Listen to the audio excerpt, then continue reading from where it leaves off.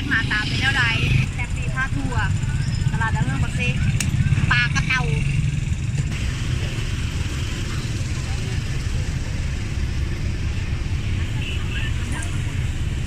ประมาณนั้นจะหมดบ้านน้องฝอยมีหมักแตงโมหมักสุโขหมักโมหมักมี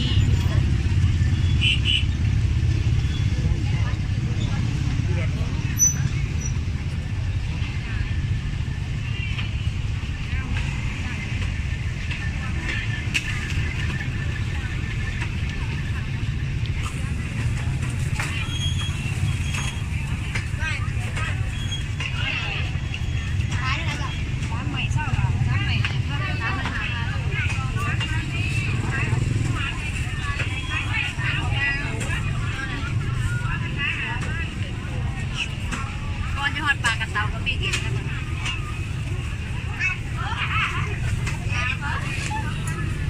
ล้างจะเป็นเจ๊อยู่โอ้คุณก็สั่งเลย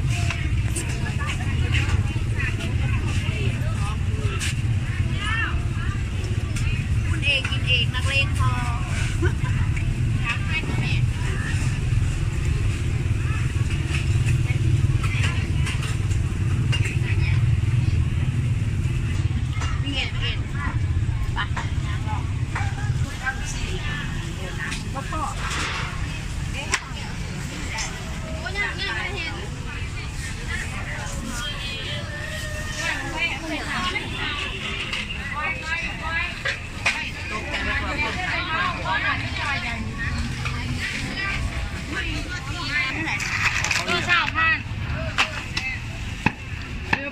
ไม่ตัวตุ่นนอนไม่เป็นไรนะ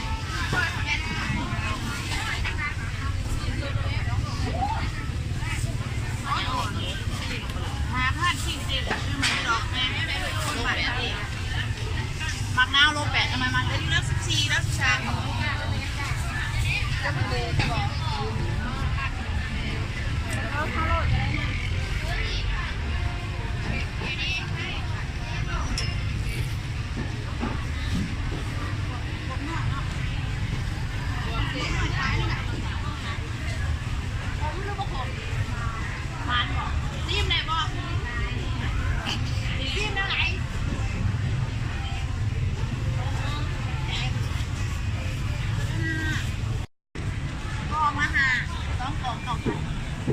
ยักษ์เนี่ยจังกินหมูมาก่อนยักษ์เนี่ยจังกินก็หูซื้อก่อนท่านผมเลยจะมาเอาไม้เรา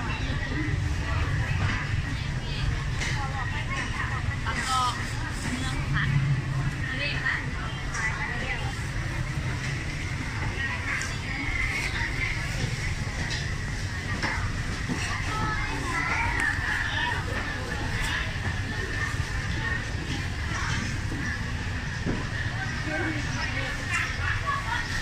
เดา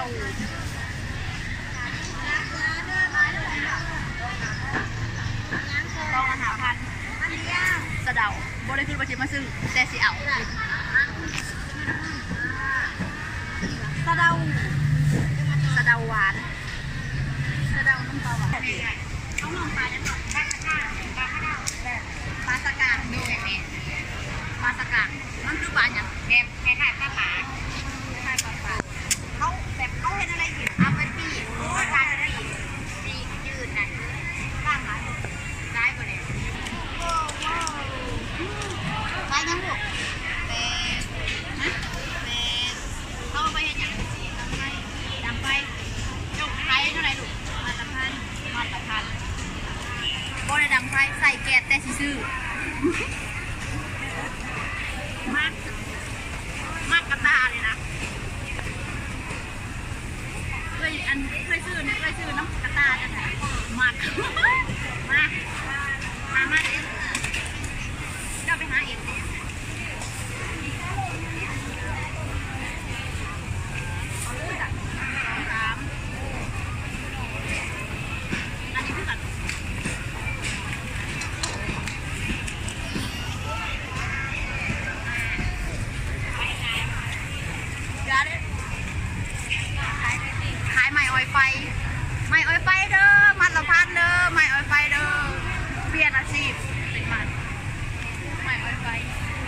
เจ้าบ่ขายบ่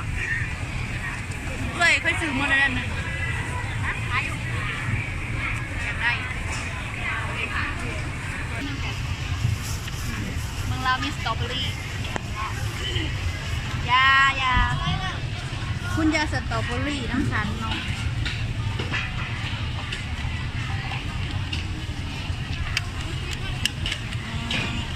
เอาไหมเอาบ่ไปลองหาปลากระเต่าเขาหาปลากระเต่าจ้ะ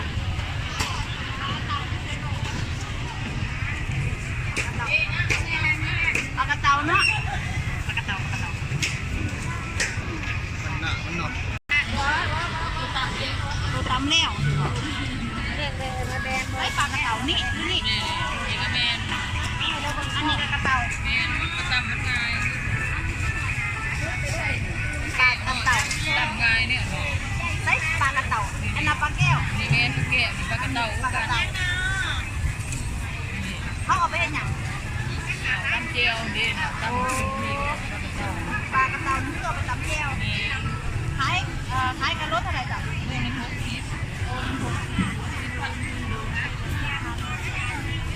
ปลากระเต่าพี่น้องโลละ60,000รู้ได้อยู่บ่ที่นั่นหานี่มันเลขยังวะที่หาเก้าหามันเลขยังวะเลขหนูเนาะที่หาเอา50ก็บ่ได้บ่เอาเลขหน้าเนาะ60เลขขี้เก็บลงมาเลขหนูต่อใส่เลขหน้าพี่น้อง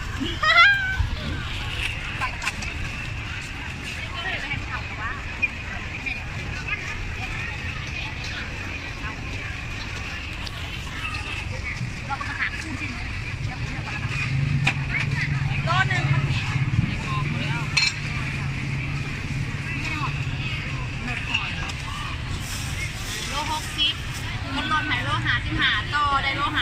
50ครบโลเรียบร้อยแถมเพิ่นบอกให้ยุกเอาเองสิได้ตัวของแถมเลยประกาศยุกเพราะว่าเขามันยุกใหญ่เนาะยันมันหลายโลนึงพี่น้อง50,000ก็ซื้อไปขอบใจเด้อห่านเด้อพี่น้องเด้อห่านเด้อปลากระเต่าเนาะแม่ค้าใจดีเอายังเนาะปลาได้แล้วปลากระเต่าไปเรื่อย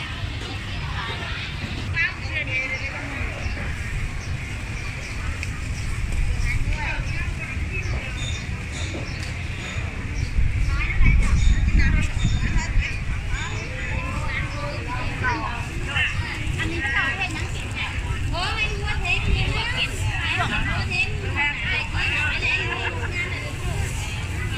ไป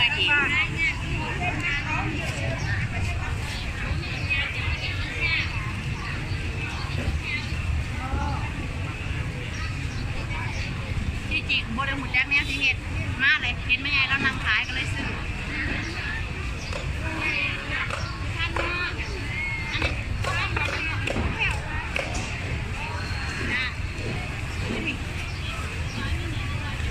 ดอกเค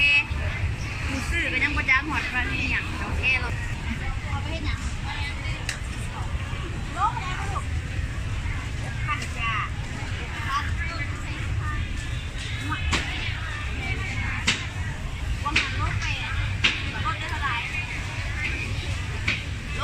โลได้แต่8อ้าว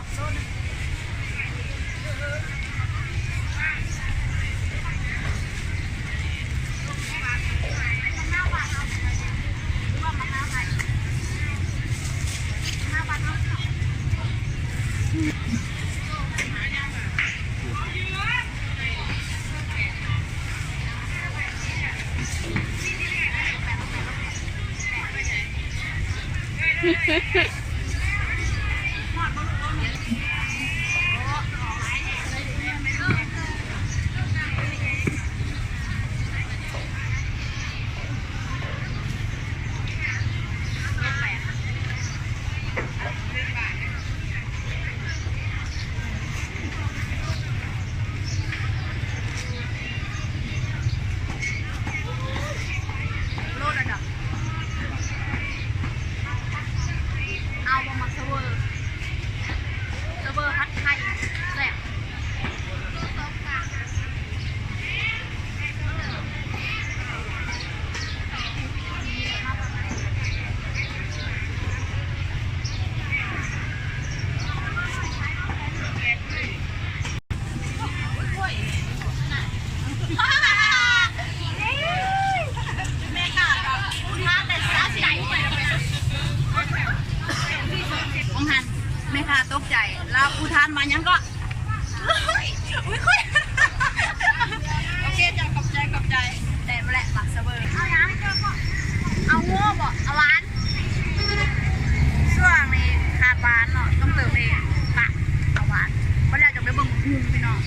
นี่ซุปเนาะ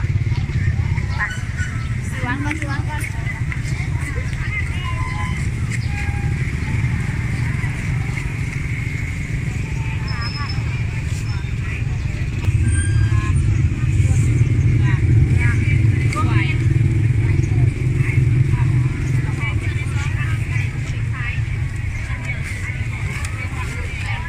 เพราะชีวิตขาดหวานไม่ได้เป็นอะไรลูก3 ถุง 5,000พี่น้องมาถึงถุงเท่าไหร่2,000เอาอีกบอกถุงมา2,000กีบเอาดิซื้ออีกค่าเพิ่นขายถึงเอาไปแรกอะไรที่เก่า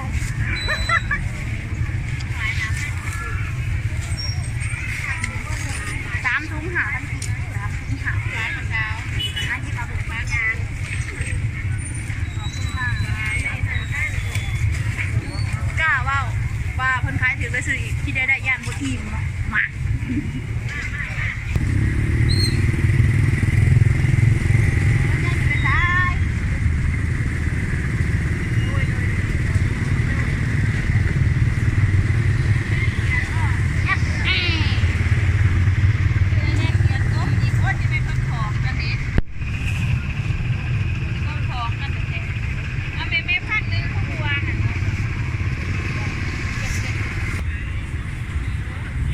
มาซื้อแต่ปลากระเต่าเห็นยังก็อยากได้เห็นยังก็อยากซื้อเนาะช้อปปิ้งมันก็แพงถามว่าเงินมีบ่บักตากล้องบอกว่าอยากกินกาแฟของสูงเนาะคือว่ากำลังรู้สึกว่ามีคดีอยู่ก็ยังอยากกินอยู่วะ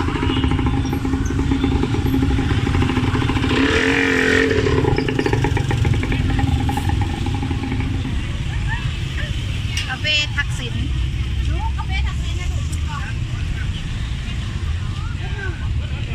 ผมให้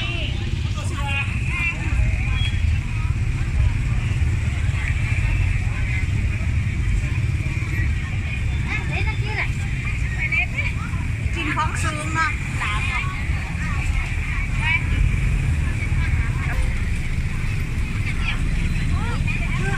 นัก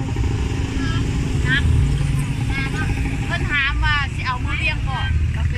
เพราะว่ามันอยู่ได้ทีนึง2 ทีกาแฟทักษิณกับบ่เคยหูเรื่องตากล้องแล้วหูเรือทำไมอธิบายแน่กาแฟทักษิณมันหยัง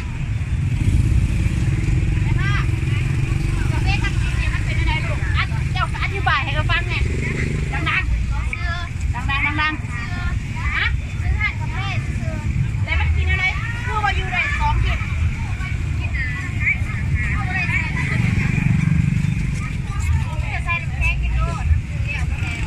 โอ้ปรุงแล้วก็ใส่น้ำแข็งกินโลดเป็นกาแฟสำเร็จรูปอย่างนี้กาแฟนมสำเร็จรูป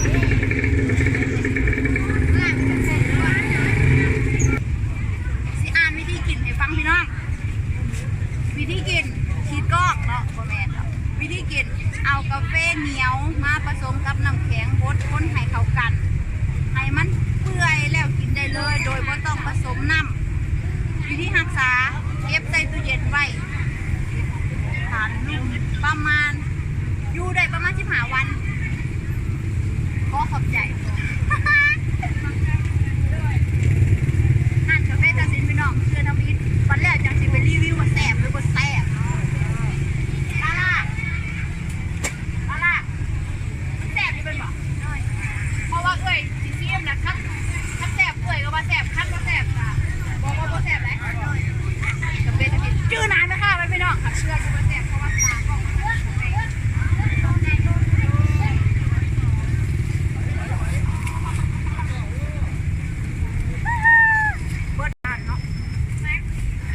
ช็อปต้องระดับแสนเมื่อเนาะแสนกีบ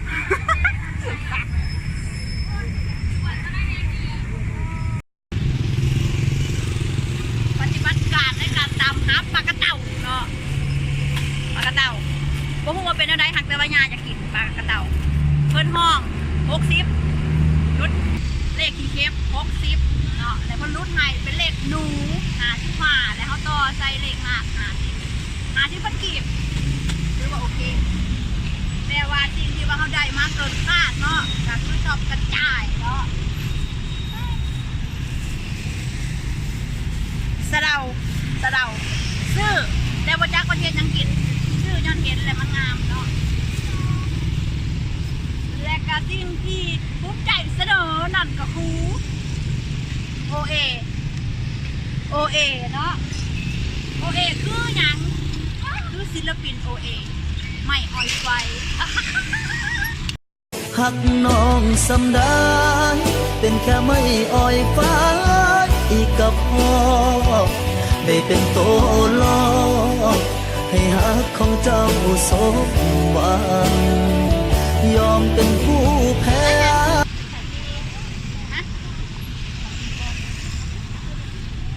และจะถึงซ่องไหมโอ้สื่อซอยหรือโกงน้ำเลยเราอะฝากซ่องแฮปปี้พาทัวร์เนาะอย่าลืมกดไลค์กดติดตามกดหมากกระลงคลิปต่อไปเจอกันบาย